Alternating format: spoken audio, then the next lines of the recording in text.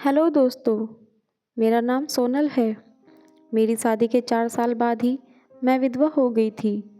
उस वक्त मेरी उम्र 20 साल थी, क्योंकि मेरे माँ बाप ने मेरी शादी 16 साल की उम्र में ही कर दी थी।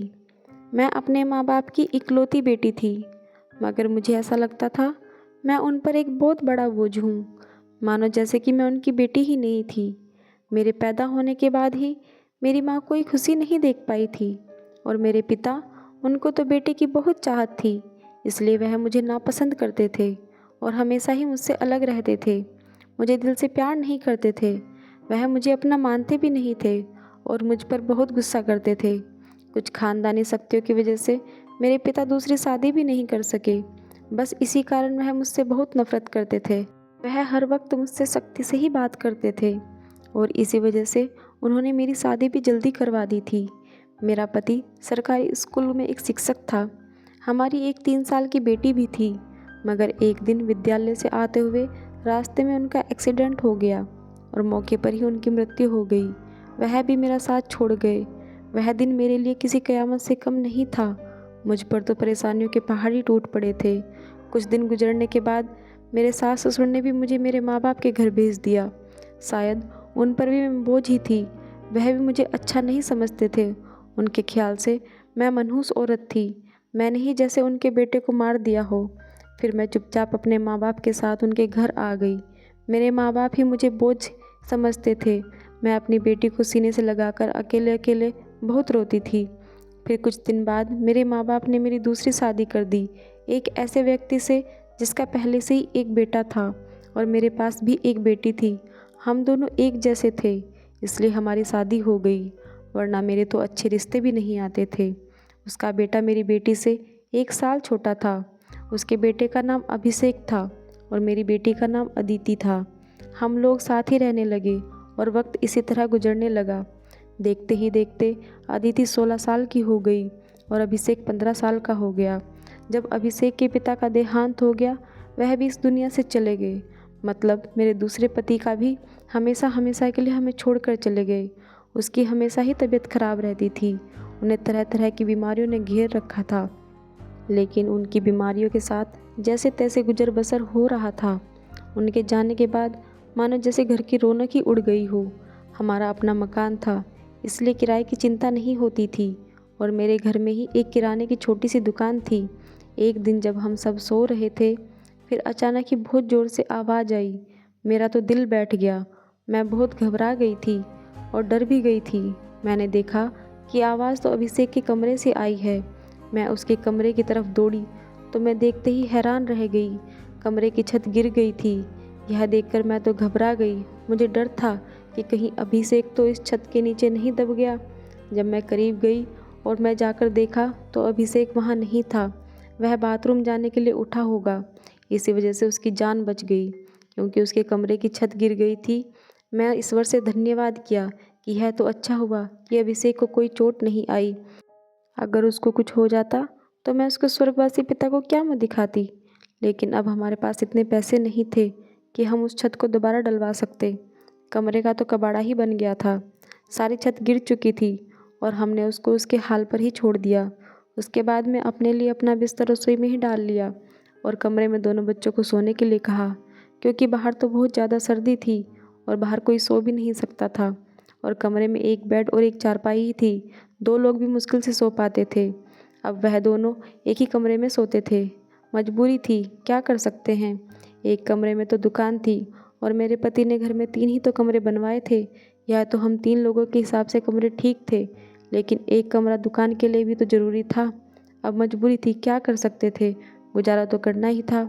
एक दिन मेरा बेटा बेटी के कमरे में सोया तो सुबह सुबह कुछ ऐसा हुआ कि मैं चकित रह गई। अभिषेक तो सवेरे उठकर नाश्ता करने भी बैठ गया था, जबकि अदिति अभी तक सो रही थी। वह तो इतनी देर तक नहीं सोती थी, लेकिन आज वह इतनी देर तक क्यों सो रही थी। उसकी आदत थी कि वह सुबह जल्दी उठ जाया करती थी। मैंने उसको आवाज़ भी दी तो वह उठ नहीं रही थी। थोड़ी देर के बाद मैंने उसके कमरे में जाकर उसको देखा तो पता चला कि वह बेहोश हो चुकी थी। मैं बुरी तरह से घबरा गई थी कि उसको क्या हो गया है। मैंने फ़ौरन ही अभिषेक को बोला कि पास के ही डॉक्टर को घर बुला लो।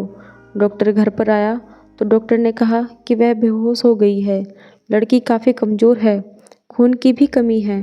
कोई भारी काम इससे मत करवाना, बस आराम ही करवाना। फल अच्छा खाना वगैरह खिलाए तो ठीक हो जाएगी। जब अदिति को होश आया तो मैं उसके पास गई और मैंने उससे पूछा कि तुम्हें क्या हो गया था। तो वह कहने लगी कि बस ऐसे ही बैठे बैठे मुझे चक्कर आने लगे थे और मैं बेहोश हो गई थी। मैंने अपनी बेटी को कहा कि तुम आराम करो, मैं तुम्हारे लिए नाश्ता बना कर लाती हूँ। जब मैं नाश्ता लेकर आई और मैंने आकर देखा वह अपने कमरे में नहीं थी और कमरे के बिस्तर पर चादर भी नहीं थी। मैंने बाहर जाकर देखा तो वह बैठकर चादर धो रही थी। मैंने उससे पूछा, तुम यह चादर क्यों धो रही हो? तुम्हारी तो तबीयत ठीक नहीं है। डॉक्टर ने तुम्हें आराम करने के लिए कहा है। मैं उस पर बहुत चिल्लाई और कहा कि तुम यहाँ से उठो, अपने कमरे में जाओ और नाश्ता करो, कुछ खाओ पियो तभी तो ठीक हो जाओगी। उसने कहा, नहीं नहीं, मुझे यह चादर धोनी है। बिस्तर बिछाने के लिए हमारे घर में एक ही तो चादर है। मैंने कहा कि अचानक से चादर धोने का भूत तुम्हारे सर पर क्यों सवार हो गया है? इतनी तो चादर गंदी नहीं थी जो तुम उसको धोने के लिए बैठ गई। छोड़ दो इसे, मैं खुद इस चादर को धो दूंगी, उठो यहाँ से। उसने मेरी बात नहीं मानी और चादर को छत पर सुखाने के लिए चली गई। उसके बाद ही उसने नाश्ता किया। फिर थोड़ी देर के लिए वह सो गई और अभिषेक भी काम पर जा चुका था। उसको सिर्फ मैं हाई स्कूल तक ही पढ़ाई करवाई थी और वह कपड़े की दुकान पर काम करता था। वह बहुत ही मेहनती था। घर वाली दुकान तो मैं खुद ही चला लिया करती थी। वैसे भी उस दुकान में ज़्यादातर बच्चे ही आते थे। दिन इसी तरह गुजर गया। उस दिन अभिषेक ने मुझसे कहा, आज मैं खाना खाकर आया हूँ। वह देर से आया था और अदिति भी पहले से ही कमरे में सो चुकी थी। वह भी जाकर कमरे में सो गया था। मैंने भी रसोई में अपनी चारपाई डाल रखी थी। जगह बदलने की वजह से मुझे नींद नहीं आ रही थी। मैं अपने पति को याद कर ही रही थी। दूसरा पति मेरा बहुत अच्छा था, मेरा बहुत ख्याल रखता था। उसने कभी भी मुझे पहले शादी का ताना नहीं दिया था और मेरी बेटी को वह हमेशा अपनी बेटी ही समझता था। और मैं भी अभिषेक को कभी नहीं बताया था कि वह मेरा सौतेला बेटा है। उसने भी मुझसे अपने हिस्से का प्यार ले लिया था। वह मुझे सगी माँ से भी ज़्यादा प्यार करता था और मेरा कहना भी मानता था। वह घर में अकेला ही मर्द था। वह हमारा इकलौता ही सहारा था, वरना हम दौड़ते कहाँ जाते। काम भी अच्छे तरीके से कर रहा था। मैंने उससे कहा भी था कि वह आगे की पढ़ाई प्राइवेट पकड़ ले, क्योंकि अगर उसके पास कोई अच्छी डिग्री होगी तो नौकरी भी अच्छी मिल जाएगी। वह मेरी बात मान लेता था। सुबह सुबह फिर से कुछ ऐसा हुआ कि मैं हैरान रह गई। अदिति फिर से बेहोश हो चुकी थी और इस बार तो उसकी शक्ल देखकर लग रहा था जैसे उसके जिस्म का सारा खून ही खींच लिया गया हो। वह बिल्कुल पीली पड़ गई थी। फिर मैंने डॉक्टर को बुलवाया। डॉक्टर ने वही बात कही कि मैं आराम करने को कहा था। इसको खाने में क्या खिलाया था आपने? मैंने उनको सारी बात बताई। मैंने कहा कि वही दाल सब्जी खिलाई थी और फल भी खिलाए थे। पूरा दिन कोई काम भी नहीं करवाया था। तो डॉक्टर ने कहा कि दोबारा से कैसे इतनी कमजोरी हो गई? आप इस बात को सीरियस लीजिए, नहीं तो आपकी बेटी की जान को खतरा हो सकता है, क्योंकि इस तरह से अचानक बेहोश हो जाना और कई घंटे तक बेहोश रहना कोई मामूली बात नहीं। डॉक्टर ने सख्ती से सारी बात बताई और कुछ देर बाद वह चले गए। फिर जब अदिति को होश आया तो मैंने उससे कहा कि तुमने फिर से अब कोई काम किया तो मुझसे बुरा कोई नहीं होगा। लेकिन थोड़ी देर बाद जब मैं उसके कमरे में दोबारा गई तो मैं यह देखकर हैरान रह गई कि वह क्या कर रही थी। वह तो फिर से बैठकर चादर को धो रही थी। इस बार मैं उससे दूर से देख रही थी, क्योंकि जो भी वह कर रही थी वह सब कुछ मामूली नहीं था। वह बेहोशी से उठकर चादर को धोना शुरू कर देती थी। यह सब क्या हो रहा था? वह यह सब क्यों कर रही थी? जब से मेरे बेटे ने उसके कमरे में सोना शुरू किया था तभी से वह ऐसा कर रही थी और बेहोश भी तभी से हो रही थी। अभिषेक उसके लिए था तो सौतेला भाई, लेकिन बचपन से दोनों एक साथ ही पले बड़े थे। उन दोनों में तो सगे भाई बहनों जैसी मोहब्बत थी। फिर ऐसा क्या हो रहा था? मेरी बेटी की तबीयत दिन ब दिन क्यों ख़राब होती जा रही थी? मैं रोती और सोचती रहती कि यह सब कुछ क्या हो रहा है। एक औरत कमज़ोर तब होती है जब वह बच्चे पैदा करती है, तो उसके अंदर बिल्कुल भी ताकत नहीं रहती। लेकिन जवान लड़कियां यूँ बेहोश होने लगे तो यह कोई नॉर्मल बात नहीं थी। दूसरे दिन भी उसने चादर धोकर छत पर सुखाई। वह आसपास भी उसे देख रही थी कि जैसे मैंने उसे देखा तो नहीं। मैं रसोई की खिड़की से यह सब कुछ देख रही थी। मैंने भी उसको ऐसा एहसास नहीं होने दिया जैसे मैं उसको देख रही हूँ। लेकिन मेरी बेटी क्या कर रही थी, वह फिर से बिस्तर पर आकर लेट गई और उसने अपने ऊपर वाली चादर को ओढ़ लिया ताकि मुझे पता ना चले कि नीचे वाली चादर है या नहीं। यह मुझे नहीं पता था। मैंने उसको नाश्ता करवाया और दवाई दी। दुकान अच्छी नहीं चल रही थी। हमारी दुकान पर कोई बड़ा ग्राहक नहीं आता था। सिर्फ बच्चे ही गोलियां और टॉफ़ियाँ लेने आते थे, जो 5-10 रुपये देकर चले जाते थे। इसी तरह से तो काम नहीं चलने वाला था। मैं बहुत परेशान थी, लेकिन यह बात मैंने अपने बच्चों को कभी नहीं बताई थी। अभिषेक को भी कुछ नहीं बताया, क्योंकि वह पहले से ही नौकरी कर रहा था। वह अगर ऐसे में यह बात बता देती तो वह और भी ज़्यादा परेशान हो जाता। लेकिन मैं खुद बहुत परेशान हो गई थी। ऊपर से डॉक्टर ने कहा था कि बेटी को अच्छी चीज़ खिलाओ, लेकिन घर में तो दाल रोटी के भी पूरे पैसे नहीं हो रहे थे। घर का खर्चा करना बहुत मुश्किल हो रहा था। लेकिन एक दिन कुछ बहुत ही अजीब हुआ। मैंने अपने बेटे अभिषेक और अदिति को कुछ ऐसी बातें करते हुए सुना जिसकी मुझे बिल्कुल भी समझ नहीं आई। मेरे बेटे ने कहा, यह तुमने तो अभी से ही अपनी तबीयत खराब कर ली। इस तरह तो नहीं चलेगा। अगर तुम्हें इतनी परेशानी हो रही है तो फिर हम यह सब नहीं कर सकते। मेरी बेटी ने कहा कि नहीं, मुझे काम करना है। इस तरह के मौके बार बार नहीं मिलते हैं और मुझे क्या पता था कि मेरे साथ यह सब कुछ हो जाएगा। मुझे तो पता ही नहीं था कि मेरे अंदर इतनी भी ताकत नहीं है। मेरे बेटे ने कहा कि अब तो मुझे पता है ना, मैं तुम्हारी ज़िंदगी को दांव पर नहीं लगा सकता। तो मेरी बेटी का कहना था कि नहीं, सिर्फ 2-4 हफ्तों की बात है, उसके बाद यह मौका नहीं मिलेगा। यह सब क्या हो रहा था, मुझे कुछ समझ नहीं आ रहा था। यह दोनों क्या बातें कर रहे हैं। एक दिन तो मैंने कुछ ऐसा देखा जिसको देखकर मैं दंग रह गई। सुबह सुबह ही मेरी बेटी ने चादर को फिर से धोकर छत पर सुखा दिया और वह एक तरफ खड़ी होकर उल्टी कर रही थी। मैंने कहा, क्या हो गया है तुम्हें? वह घबरा गई और कहने लगी, क्या? अचानक से मेरा दिल खराब हो गया। मैंने कहा, क्या मतलब है इस बात का कि तुम्हारा दिल खराब हो गया? क्या खा रही हो तुम ऐसा, और चादर को बार बार क्यों धोती हो? क्या छुपा रही हो मुझसे? अगर मुझे पता चला कि तुमने कोई ऐसी वैसी हरकत की है जिससे मेरी और तुम्हारे बाप की इज्जत दांव पर लग गई, तो मैं तुम्हें कभी माफ़ नहीं करूँगी। मेरी बेटी हैरान हो गई।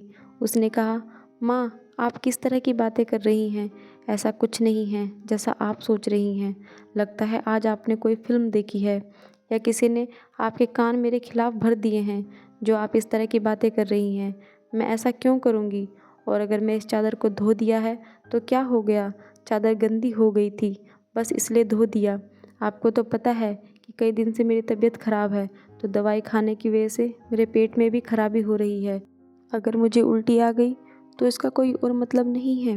मेरी बेटी मुझसे इस तरह बात कर रही थी। मैंने उसके मुंह पर थप्पड़ दे मारा और वह ज़मीन पर गिर गई। तभी अचानक अभिषेक भी आ गया। उसने कहा कि माँ, आप यह क्या कर रही हैं? आपने इस पर हाथ क्यों उठाया? तो मैंने उससे कहा, हाँ, मैंने इसको मारा है, इस पर हाथ उठाया है। ऐसा तो मुझे बहुत पहले कर देना चाहिए था, लेकिन अभी मैं पूरी तरह से बात की तह तक नहीं पहुंची हूँ। जिस दिन मुझे पता चल गया तुम दोनों के बारे में, उस दिन देखना। अब मुझे खुद पता नहीं था कि मुझे क्या हो गया था। मेरे दिल में जो बात आ रही थी मैं वही बोलती जा रही थी, जो भी मुझे इस तरह नहीं करना चाहिए था। रात को अचानक मेरी आँख खुली और मैंने देखा कि मेरे बच्चों के कमरे की लाइट जल रही थी। उस वक्त वह क्या कर रहे थे? उनको तो इस समय सो जाना चाहिए था और मुझे तो शाम को कह रहे थे कि आज हम जल्दी सो जाएंगे। मैं जब कमरे के करीब गई तो वह न सिर्फ जाग रहे थे, बल्कि बातें भी कर रहे थे। किसी बात पर बहुत ज़्यादा खुश हो रहे थे। मेरा बेटा कह रहा था कि तुम बहुत खुशकिस्मत हो। तो बेटी कहने लगी कि हाँ, खुशकिस्मत तो मैं हूँ, लेकिन अभी जब फिर से मेरी तबीयत ख़राब होगी तो माँ मुझे देखकर बहुत परेशान हो जाएगी। कब तक हम ऐसा झूठ बोलेंगे? बेटा बोला, बस कुछ दिन कर लेते हैं, फिर सब कुछ ठीक हो जाएगा। मैं उनकी बातें सुनकर हैरान रह गई। आज मुझसे रहा नहीं गया। मैं कमरे के दरवाजे को खोलने की कोशिश की तो मैं हैरान रह गई। उन्होंने दरवाजे को अंदर से बंद क्यों किया था? क्या वजह थी दरवाज़ा अंदर से बंद करने की? वैसे भी अब मौसम बदल रहा था, उनको दरवाज़ा खोलकर सोना चाहिए था। मैंने दरवाजे पर बार बार दस्तक देना शुरू कर दिया, लेकिन इस तरह से दस्तक देने के बावजूद भी उन लोगों ने दरवाज़ा खोलने में आधा घंटा लगा दिया। और उसके बाद जब मैं कमरे में जाकर देखा तो उनके अलावा कमरे में कोई भी नहीं था। और वह दोनों ऐसी शक्ल बनाकर बैठे थे जैसे नींद से अभी जाकर उठे हों। मैंने कहा, इतनी देर में दरवाज़ा क्यों खोला है? तो कहने लगे, हम सो रहे थे। मैंने कहा कि झूठ ना बोला करो, तुम लोग जाग रहे थे और बातें कर रहे थे। उन्होंने कहा कि हम क्यों इस समय जागेंगे और क्यों बातें करेंगे? हमारा कौन सा कल पेपर है जो हम तैयारी करेंगे और जागेंगे? हम लोग तो सो रहे थे। मुझे उन दोनों की हरकतें समझ नहीं आ रही थी। मेरे पास बोलने के लिए कोई शब्द नहीं थे। मुझे उनकी बातें समझ नहीं आ रही थी क्योंकि वह दोनों तो ऐसे ही बैठे हुए थे जैसे नींद से अभी अभी जाकर उठे हों। उसके बाद मैंने उनको कुछ नहीं कहा और वहाँ से चली गई। लेकिन मैं सोचती रही कि कोई ना कोई गड़बड़ तो ज़रूर है। मैं यह देखकर हैरान रह गई। एक दिन मेरी बेटी के बाजू में नील के निशान भी थे। यह तो जख्म के निशान थे। मुझे समझ नहीं आ रहा था कि उसे क्या लगा था। मैंने उससे पूछा तो उसने कहा कि छुरी लगी है, लेकिन छुरी तो उंगली पर लगती है, बाजू पर नहीं। मेरी बेटी कोई ना कोई बात ऐसी है जो मुझसे छुपा रही थी। कभी बेहोश हो जाती थी, कभी उसके शरीर पर अजीब अजीब तरह के निशान होते थे और कभी उठकर अपने बेड की चादर धोने लग जाती थी और मुझे कमरे में जाने नहीं देती थी।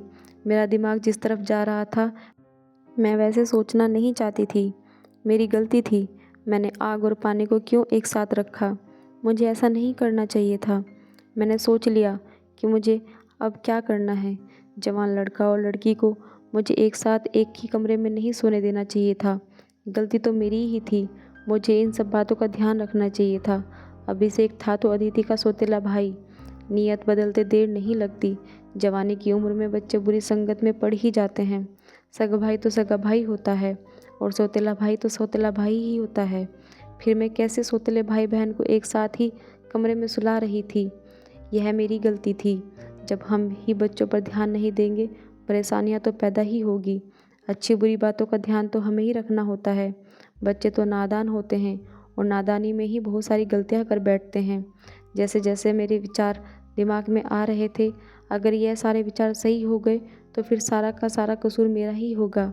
मैं अपने बेटे और बेटी पर नज़र रखी थी। एक दिन मेरा बेटा मेरी बेटी को कोई चीज़ लाकर दे रहा था। मैं चुप करके उनकी बातें सुनने लगी। उसने कहा कि यह तुम्हारी दवाई है, इस परेशानी के लिए यह दवाई ले लो, सब कुछ ठीक हो जाएगा। उसने मेरी बेटी को छुपाकर वह गोलियां दी। मैं परेशान हो गई। किस चीज़ की गोलियां उसको दे रहा है? आखिर ऐसी क्या बात है जो परेशानी है दोनों हल करना चाहते हैं? उसके बारे में मुझे नहीं पता। और यह दवाइयाँ कुछ अजीब सी क्यों लग रही थी? मेरी बेटी ने भी यह दवाइयाँ फ़ौरन से पकड़ ली और उनको अपने दुपट्टे में के पल्लू में छुपा लिया। बेटे ने कहा कि रात को सोने से पहले खा लेना, तो फिर अगले दिन तुम बेहोश बिल्कुल भी नहीं होगी। और 2-3 दिन तक तो मेरी बेटी वाकई बेहोश नहीं हुई थी। लेकिन उसके बाद शायद उसकी वह गोलियाँ ख़त्म हो गई और एक दिन बाद फिर से मेरी बेटी बेहोश हो गई थी। मेरा बेटा भी घर पर नहीं था, इसलिए मैंने आज फ़ायदा उठाने के बारे में सोचा। मैंने चादर बहुत ही होशियारी से बेटी के नीचे से खींच ली और उसको तरीके से तय करके अपने कमरे में ले आई। मुझे खोलकर देखना था कि इस पर ऐसा क्या लगा होता था जिसकी वजह से मेरी बेटी सुबह उठते ही उसे धोना शुरू कर देती थी और यहाँ तक कि अपनी बीमारी का भी ख्याल नहीं करती थी। जब मैं चादर को खोल कर देखा तो पहले तो मुझे कुछ नज़र नहीं आया, लेकिन जब मैं ध्यान से देखा तो यह देखकर मैं हैरान रह गई कि उस चादर पर सफ़ेद सफ़ेद बाल थे और पूरी चादर बालों से भरी हुई थी। मुझे समझ नहीं आई यह किस चीज़ के बाल हैं, क्योंकि ये बाल बिल्कुल सफ़ेद और छोटे छोटे बाल थे। मैं हैरान हो गई, लेकिन मुझे यह बात समझ नहीं आई। मैं सोचती रही कि यह सब कुछ क्या हो रहा है। मैंने बेटी और बेटी की हरकतों पर नज़र रखी थी, इसलिए सारा कुछ अपने दिमाग में सोच रही थी, लेकिन मैं किसी नतीजे पर नहीं पहुंची। तब तक मेरी बेटी को यह पता चल ही गया कि चादर मैंने देख ली है, तो वह मेरे पास आकर बैठ गई और कुछ अजीब सी घबराई हुई नज़र आने लगी। उसके बाद मैंने उससे पूछ लिया कि क्या बात है, क्यों परेशान लग रही हो? तो उसने कहा कि माँ, वह चादर कहाँ है? तो मैंने उससे कहा कि वह तो मैंने धोकर डाल दी। यह कहकर वह मेरे पास से जाने लगी, तो मैंने उसका हाथ पकड़ उसे रोक लिया और मैंने कहा कि मैं सब कुछ देख चुकी हूँ। उस चादर पर जो भी लगा हुआ था मुझे बता दो, यह सब कुछ क्या है? तुम मुझसे इतने दिनों से क्या छुपा रही हो? मैं बहुत परेशान हो गई हूँ। मेरे दिमाग में बहुत बुरे बुरे विचार आ रहे हैं। वह मेरे पास बैठ गई और फिर मेरी बेटी ने मुझे ऐसी बात बताई कि मेरे कदमों तले से ज़मीन निकल गई। मेरी बेटी ने मुझे बताया कि माँ, जैसा आप समझ रही हैं वैसा बिल्कुल भी नहीं है। दरअसल हमने देख लिया था कि घर के हालात अच्छे नहीं चल रहे हैं। घर की दुकान भी नहीं चल रही थी और भैया भी कुछ खास पैसे नहीं कमा रहे थे, लेकिन हमें ऐसा कोई काम नहीं मिल रहा था जो हम लोग कर पाएँ। फिर भैया के एक दोस्त ने उनको एक काम दिया। दरअसल उसने कुछ बहुत ही खास किस्म के बिल्ली के बच्चे रखे हुए थे जो कि 3 से 4 के तादाद में थे, लेकिन उनको संभालना उनके बस के बाहर था। इसलिए उसने हमें उन बच्चों को संभालने का काम दिया और उस काम के बहुत सारे पैसे दिए। दरअसल भैया भी पूरा दिन वहीं होते थे, लेकिन रात में भाई को आराम भी करना होता था, इसलिए उन बिल्ली के बच्चों को कमरे में ले आते थे और मैं उनको संभाल लेती थी। उन्हीं के बाल सुबह चादर पर लगे हुए होते थे जिनको मैं सुबह धो देती थी, क्योंकि हमें पता था कि आपको इस तरह की चीज़ अच्छी नहीं लगती और हम आपको यह सब कुछ बताना भी नहीं चाहते थे। हम यह काम कर रहे हैं और मुझे बाद में पता चला कि मुझे बिल्ली के बच्चों से एलर्जी हो जाती है, जिसकी वजह से मैं सुबह को बेहोश हो जाती थी। भैया ने मुझे जो दवाइयाँ ला कर दी थी वह भी इसी चीज़ की थी, ताकि मेरी एलर्जी कम हो जाए। माँ, भैया का वह दोस्त बहुत ही अमीर है और वह हमें इस काम के बहुत ज़्यादा पैसे भी दे रहा था।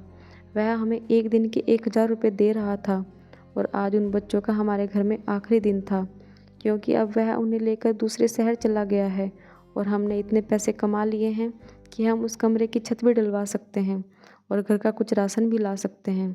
हमें पता है कि आपको पालतू जानवर पसंद नहीं हैं, इसलिए हमने आपको यह बात नहीं बताई थी, लेकिन आपने तो न जाने हमारे बारे में क्या क्या सोच लिया। हम पर इतना शक किया। आपने हमारे बारे में जो बातें की वह हमारे दिल में तीर की तरह जाकर लगती थी। मैं जानती हूँ कि वह मेरा सौतेला भाई है, लेकिन वह मेरे सगे भाइयों से भी बढ़कर है। उसने हर बार सिर्फ हमारे बारे में ही सोचा है, जबकि देखा जाए तो हम उसके क्या लगते हैं। उसका पिता तो इस दुनिया से जा चुका है और उसके अपने रिश्तेदार भी तो हैं जो हमसे बहुत ज़्यादा अमीर है। वह उनके साथ जाकर भी रह सकता है, लेकिन वह फिर भी हमारे साथ रहता है क्योंकि वह हमें कभी अकेला नहीं छोड़ना चाहता। उसने हमेशा मुझे अपनी सगी बहन माना है।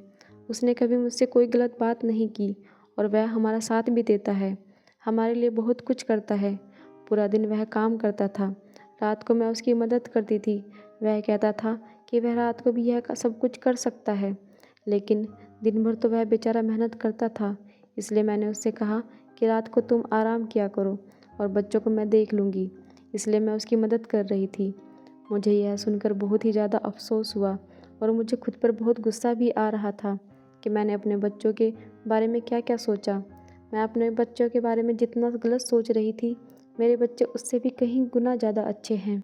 इतनी गलत बातें मैंने उसके बारे में सोची जितनी मुझे सोचनी भी नहीं चाहिए थी। हमने यह बात अभिषेक को नहीं बताई। अदिति ने भी उसको कुछ नहीं बताया कि मुझे सारी बात का पता चल गया था, क्योंकि अब यह काम वैसे भी ख़त्म हो गया था और मैं उसकी नज़रों में और ज़्यादा गिरना नहीं चाहती थी। कुछ दिन बाद अभिषेक ने उस कमरे की छत डलवा दी और अब हमारे घर का कमरा भी ठीक हो गया था। धीरे धीरे हमने बहुत मेहनत की। मेरी बेटी ने भी घर पर बच्चों को ट्यूशन पढ़ाना शुरू कर दिया था। हमारे हालात पहले से बेहतर होने लगे थे। धीरे धीरे इतने बेहतर हो गए कि हमारे घर में कोई तंगी नहीं रही। मेरे साथ ज़िंदगी ने बहुत बुरा किया था, लेकिन अच्छा यह किया कि मुझे बहुत ज़्यादा नेक और अच्छे बच्चे दिए, चाहे वह मेरे अपने थे चाहे पराए थे। ईश्वर की कृपा से मेरे दोनों बच्चे बहुत ही मेहनती और इस बात को समझते हैं कि अभी उनकी मेहनत करने के दिन हैं, हाथ पे हाथ रख कर बैठने के नहीं, क्योंकि उनके सर पर पिता का साया नहीं था और मैं भी कुछ खास कर नहीं सकती थी। इस बात का उनको एहसास था और यह एक बहुत बड़ी बात है। ईश्वर की कृपा है कि अब सब कुछ ठीक हो गया। ऊपर वाले का लाख लाख शुक्र हुआ।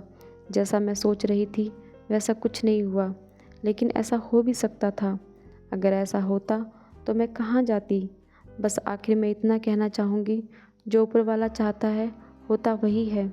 मेरे बच्चे बहुत समझदार हैं और उनके दिल में कोई ऐसी बात नहीं है, लेकिन फिर भी मैं ऐसी माँ को नसीहत करूँगी, बच्चों के साथ के इस मामले में थोड़ी एहतियात ज़रूर करें और वह गलती ना करें जो मैंने अपने बच्चों के साथ की है। मुझे दोनों को एक कमरे में नहीं रखना चाहिए था, क्योंकि जो ना हुआ वह हो भी सकता था, और अगर वह हो जाता तो सब कुछ ख़त्म हो जाता। मेरे बच्चे तो समझदार थे, शायद मेरे साथ इसलिए ऐसा नहीं हुआ। अपने बच्चों का ध्यान रखें, उनकी ज़िंदगी पर भी ध्यान रखें, और वह कब क्या कर रहे हैं इस बारे में ज़रूर पूरी जानकारी रखें।